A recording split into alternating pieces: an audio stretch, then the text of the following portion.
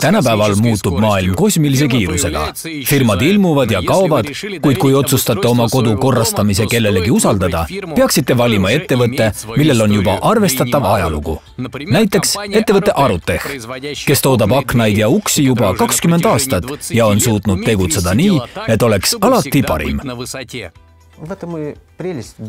Äri ilu ongi selles, et peate iga päev ringi vaatama, nagu 20 aastat tagasi. Ja elu ise veeretab ette, mida teie ellu ja ettevõttesse uut tuua. Arutechi asutas kuulsa skulptori ja kunstniku Rafael Harutyunjani poeg Areg Harutyunjan, kuid vaatamata oma loomingulistele võimetele, otsustas Areg isa jälgedes mitte käia, vaid valis äritegevuse. Joonistasin hästi ja teate, mis mind takistas? Mind hoidis tagasi see, et nägin, kuidas ta kogu elu töötas. See on põrgulik töö, ta on skulptor ja kui maalimisega võrrelda, siis maalikunstnik võib hommikul üles tõusta ja vastavalt tujule maalida lõuendi, millest võib saada 40 miljonit. Aga skulptor, kui ta on eemaldanud raskest materjalist kõik üleliigse, avastab, et sellest ei tulegi midagi välja. Nähes seda põrgulikku tööd, sain aru, kuidas olukord piinas teda rohkem vaimselt kui füüsiliselt. No iga näitus ja iga töö on üks paras piin. Nii ma mõistsin, et see tee ei ole minu jaoks. Jumal tänatud, et ma tundsin selle ära. Sellegipoolest toetab Areg oma isa igati. Näiteks ilmus rohkem kui 500 leheküljeline raamat Rafael Harutyunjani teostega. Kokku tuleb kuskil 130 skulptuuri ja arvatavasti veel 500 pilti, sealhulgas graafika ja maalid. Suurim probleem, kust leida ruumid muuseumi või galerii jaoks, mitte nende teoste müümiseks, vaid selleks, et inimesed saaksid neid näha. 20. sajandi lõpus, kui ajalooline maastik hakkas kiiresti muutuma, võeti Areg ajateenistusse. Kui ma läksin sõjaväkke, oli sotsialism, tulin tagasi, oli juba kapitalism. Ehk sõjaväkke minnes õpetasid nad mulle kommunismi ja Marxi põhitõdesid. Ning kui ma tagasi jõudsin, olid õpikud täiesti erinevad. Uus aeg andis uusi võimalusi. Kõigepealt töötas Areg pangas, siis tuli esimene äritegevus, pangavarustuse müük. Akendeni jõudis, nagu elus vahel juhtub, täiesti juhuslikult. Me läksime näitusele, kus mul ei õnnestunud müüa ühtegi seifi. Aga kus kohtasin poisse, kes tegid ruloosid ja kaitseruloosid. Ja selle kaudu jõudsingi hiljem Akendeni. Kuidas seda mõista? Juhuslikkus, seaduspärasus. Kuid igal juhul on selge, et kui suhtlete, sõidate ringi ja vaatate, siis jooksevad teile ideed ise ette. 1999. aastal asutati ettevõtte Arutech ja sellest ajast sai Aregi naisest Svetlanast tema usaldusväärne äripartner. Ta töötas ühes keemialaboris. Ta on hariduselt keemiatehnoloog ja küberneetik. Sellel ettevõttel aga tekkisid rahalised raskused. Ja kui ta ei saanud aasta möödudes palka, siis pöördusingi tema poole. On väga hea, et töötad oma erialal, kuid kui raha ei saa, siis on see ju hobi. Tule minu juurde, ma ka ei maksa, aga äkki on see millegi uue algus. Ja nii on ta minuga peaaegu firma loomise hetkest. Tõsi, nüüd maksan ka palka ja olen tulemusega väga rahul. Äritegevuse algus oli muidugi keeruline. Alates müügist kuni materjali ostmiseni pidi Areg ja Svetlana kõik ise ära tegema. Meid oli mitu, vist umbes 5 inimest, kes töötasid tootmises ja valmistasid aknaid. Tegime alguses umbes 5 akent päevas. See oli keeruline periood, sest kasumini oli keeruline jõuda. Algusaastatel töötasime lausa 12 tundi päevas, enne kui hakkas mingigi raha tulema. Saime aru, et see pole enam võimalik. See pole enam isiklik elu. See pole isegi töö. See on lihtsalt põrgu. Algas uue töötajate leidmine, kellelegi delegeeriti mõned volitused ja nii edasi. Muuseas, osa neist inimesed töötavad siiani. Zubin Aleksander. Olen töötanud ettevõttes peaaegu selle asutamise hetkest alates, mis on umbes 20 aastat. Tulin mõtlemata sellele, kuhu ma lähen, mulle see meeldis ja ma jäin. Minu nimi on Leena ja töötan siin alates 2002. aastast. See oli siis Tuulikul.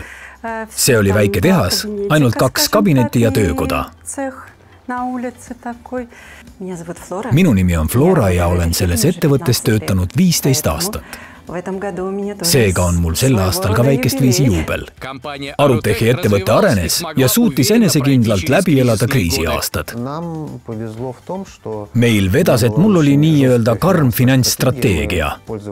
Kasutasime ainult oma käsutuses olevaid vahendeid. Polnud laene ega võlge. Nii konkureerisime ettevõtetega, kellel olid suured laenud ja võib-olla arenesid seetõttu meist palju kiiremini. Kuid jah, kui nende käive langes poole võrra, ei suutnud nad seda taluda. Ettevõtte Aruteh mitte ei suutnud ainult kriisi ajal ellu jääda, vaid sai suuremaks ja tugevamaks. See viis lõpuks oma tehase ehitamiseni. See on ilmselt juhus. Olime justkui sunnitud mugavustsoonist lahkuma. Sest rentisime hoonet umbes 2 eurot ruutmeetri eest, mis oli tol hetkel turuhind. Siis tuli üürileandja ja ütles, et aasta pärast tahab 5 eurot. Arvasime, et nii anname talle ju kõik, mis mõte on siis ettevõtlusel. Mõte ju ikkagi kasumit teenida. Nii kalkuleerisimegi, et mõttekas juba ehitada oma tehas. Saime nii pangast kui ka ehitusettevõtetelt hea pakkumise. Ja kokku maksame 2,5 kuni 3 eurot, võttes arvesse krediidimakseid. Täna on Aruteh edukas ettevõte, mis toodab kvaliteetseid tooteid ja on edukas nii Eesti kui välisturul. Otsitav töökoht paljudele inimestele. No muidugi see sõltub aastaajast. Hooaja tippajal on meil umbes 140 töötajat. Neist umbes 30 töötab nii Tallinna kui ka filiaalide kontorites. Ja me hindame neid kõiki. Ma ei taha öelda patosega, et me armastame. Selles mõttes tundub see mulle kohatu. Peamine põhimõte, mida järgin, on eelkõige austus. Austus võimaldab luua häid töösuhteid, sest töötajate seas on täiesti erinevad inimesed, erinevate omaduste, huvide ja hobidega. 20 aastat tegelesin veesõiduga, sõites katamaraanidega ja kajakiga jõgedel. Armastan süüa teha, nii et vabal ajal võin hommikust õhtuni süüa teha. Vabal ajal mulle meeldib väga tegeleda taimedega. Meil on Võsul on oma maja, kus siis saab nagu istutada ja näppe mulda pista. Mind huvitab sportlaskmine ja ajaloo rekonstrueerimine. Mulle meeldib raamatuid lugeda ja ülejäänud aja siis ma veedan koos perega, et meile meeldib käia spaades ja loodust nautida.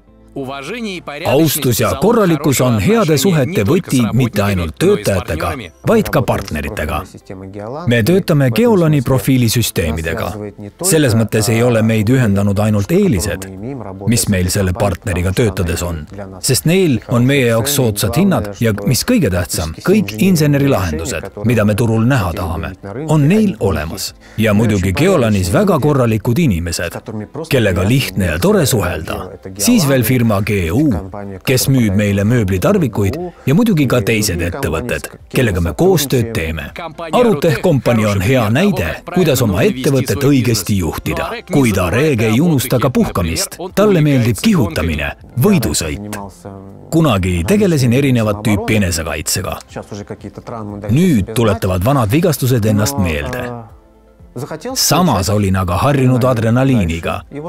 Nüüd on mul siis hobiks võidusõit, mis aga pigem väga amatöörlik. Autode vastu on lihtsalt suur armastus ja tehniline huvi. No kui huvitavad nad on ja nii edasi. Nüüd on Aregil oma YouTube'i kanal nimega Drive Behind the Wheel, mille teemaks on autod. Ta reisib mööda erinevaid riike ja võrdleb nende iseloomulikke omadusi. Kogu kiresse videokanalise pidamise vastu on nakatunud ka tema noorem poeg.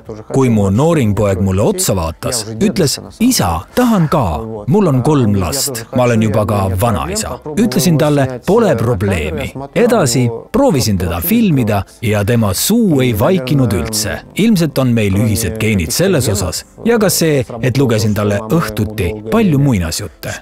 Kokkuvõttes on ta väga andekas ning seda on vägagi tore imetada. David Rockefeller kord ütles, puhas meel ja värsked ideed, see on kõige tulusam pinnas tulude kasvuks ning inspiratsioon on parim motivatsioon edukale ettevõttele. Arutehi arendamisel võetakse kõiki neid põhimõtteid arvesse.